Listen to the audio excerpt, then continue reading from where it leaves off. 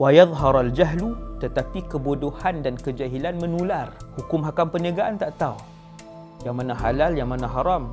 Kadang-kadang perniagaan tu riba, tapi dah berpuluh juta ringgit dia berniaga. Sebab tak boleh beza antara yang Allah halalkan, antara yang Allah haramkan di dalam apa-apa transaksi ataupun bisnes.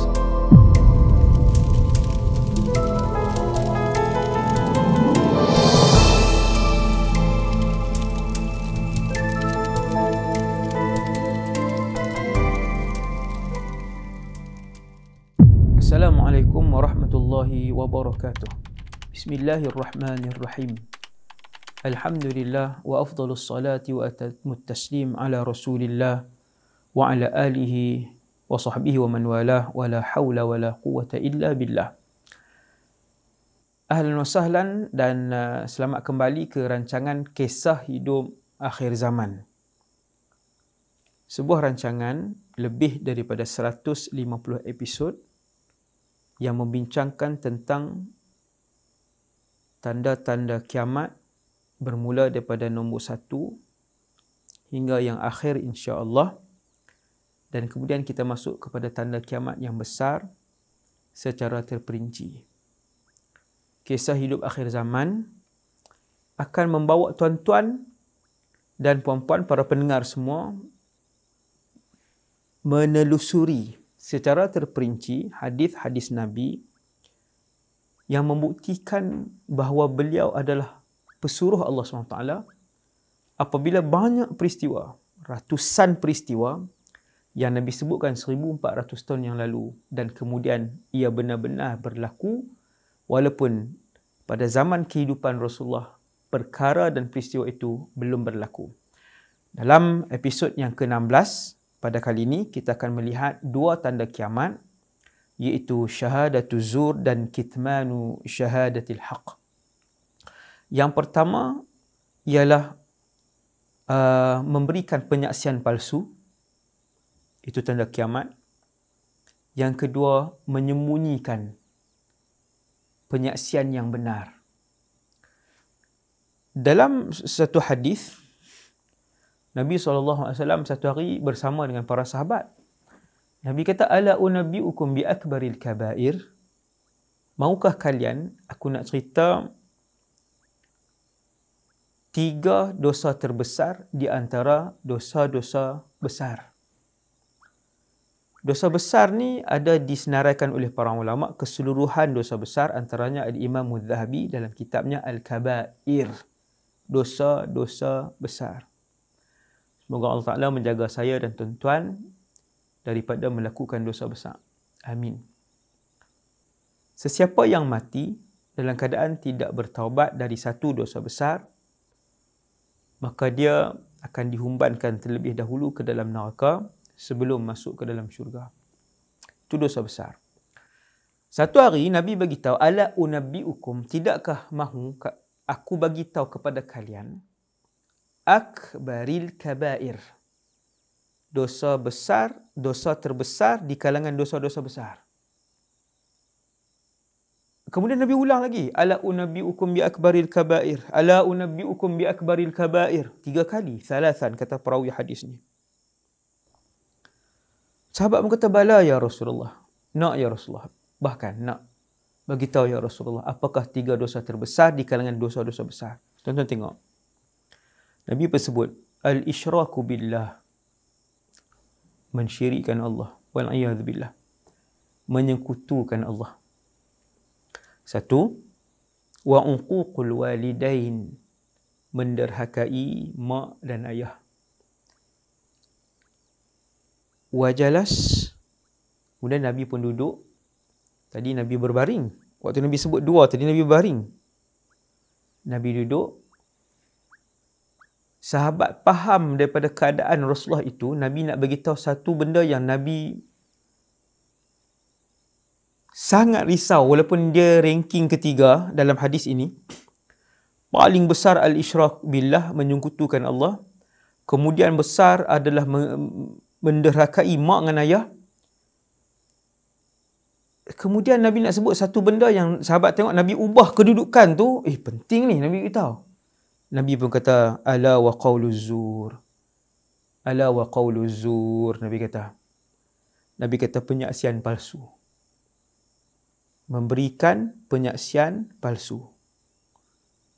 Orang lain tak buat, kita kata dia buat.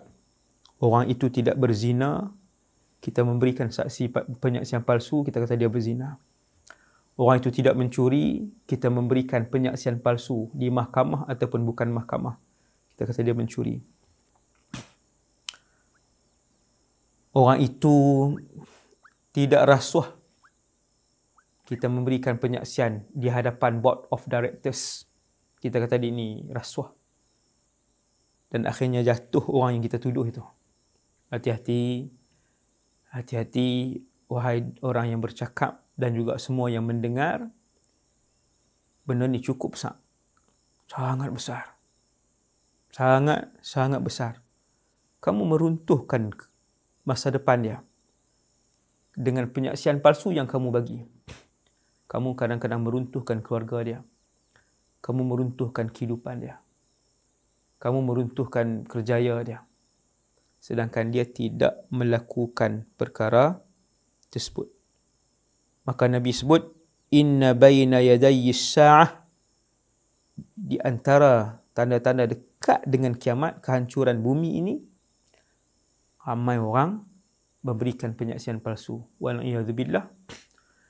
Kita nak beritahu sekarang, ya Rasulullah, betapa banyak yang kami saksikan pada hari ini. Masing-masing memberikan betapa banyak yang kami saksikan bahawa pada hari ini yang memberikan penyaksian palsu di antara sesama orang Islam. Dalam satu hadis, yang hadis tadi betul-betul Nabi sebut tentang yang ni tanda kiamat. Satu hadis lain Nabi sebut tentang besarnya dosa memberikan penyaksian palsu tu, iaitu yang membuat tuduhan.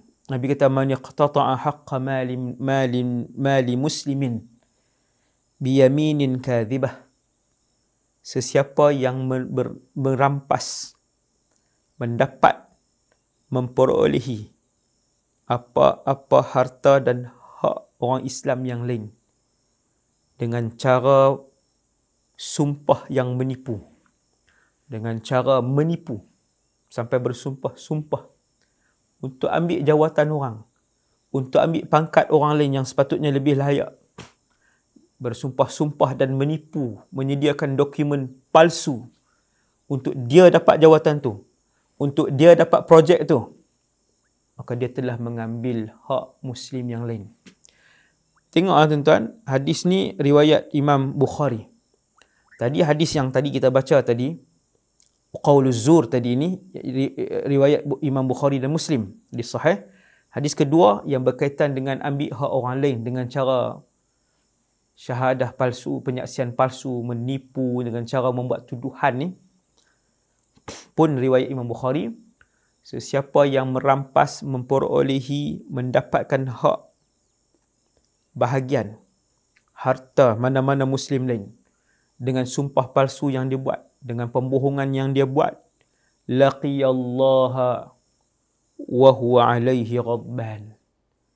Dia akan dibangkitkan di padang mahsyar, berjumpa dengan Allah dalam keadaan Allah murka dengannya. Inna lillahi wa inna ilaihi raji'un. Semoga Allah Ta'ala menjaga kita. Itu tanda kiamat yang pertama untuk episod ni. Tanda kiamat yang kedua ialah kamu akan sampai pada satu zaman orang menyembunyikan penyaksian yang benar. Pula dah. Tadi bagi penyaksian palsu. Dalam masa yang sama, kita melihat pada zaman ini, mereka menyembunyikan. Tak mau cakap.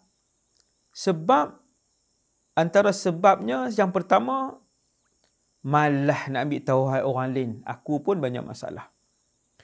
Yang kedua, yang tu dia punya masalah, punya pasal dia lah. Dia buat sendiri. Itu hidup dia. Sehingga kita yang ada sebagai saksi, tahu keadaan itu, kita tahu kes itu bahawa orang itu tidak bersalah, tapi tak mau bantu, kita buat diam, itu juga dosa besar. Allah Ta'ala firman dalam Al-Quran, surah Al-Baqarah, ayat 283, Allah Ta'ala sebut, وَلَا تَكْتُمُوا الشَّهَادَةِ. Jangan kalian sembunyikan penyaksian. Kalau siapa tahu penyaksian kebenaran, dia tak bantu orang tu, orang yang dianiaya, orang yang dizalimi. وَمَنْ يَكْتُمْهَا فَإِنَّهُ آثِمٌ قَلْبُهُ. Sesiapa yang menyembunyikan persaksian yang hak, yang benar itu, maka dia berdosa. Maka dia berdosa.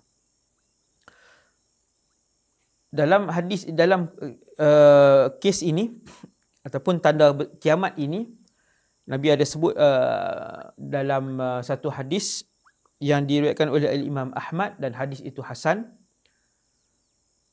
Nabi sebut, inna baina yaday sa'ah, sesungguhnya antara tanda kiamat, bumi ini dekat dengan kiamat, banyaknya berlaku kitmanu syahadatil haq. Orang-orang Islam ni, kita ni pakat sembunyi penyaksian yang benar. Kita tahu orang itu membuat tuduhan, tapi kita tak sebut. Kita tak tolong jelaskan. Kita tahu benda yang diwar-warkan itu tidak benar, tapi kita tak bantu orang yang dizalimi itu. Hati-hati. Kita berdosa dalam hal itu. Jadi tuan-tuan, dua tanda kiamat ini telah pun berlaku. Ada keliling kita. Kita belajar kisah hidup akhir zaman untuk kita tahu.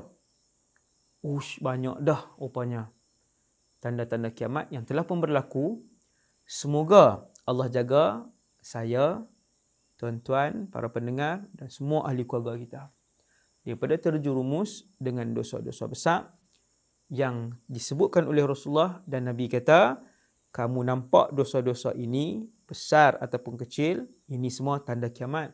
Maksudnya bumi hampir dengan kehancurannya. Aqulu qawli hadza astaghfirullahal azim li wa lakum. Sekadar itu dulu. Wa sallallahu ala sayyidina Muhammad wa ala alihi wasallam. Assalamualaikum warahmatullahi wabarakatuh.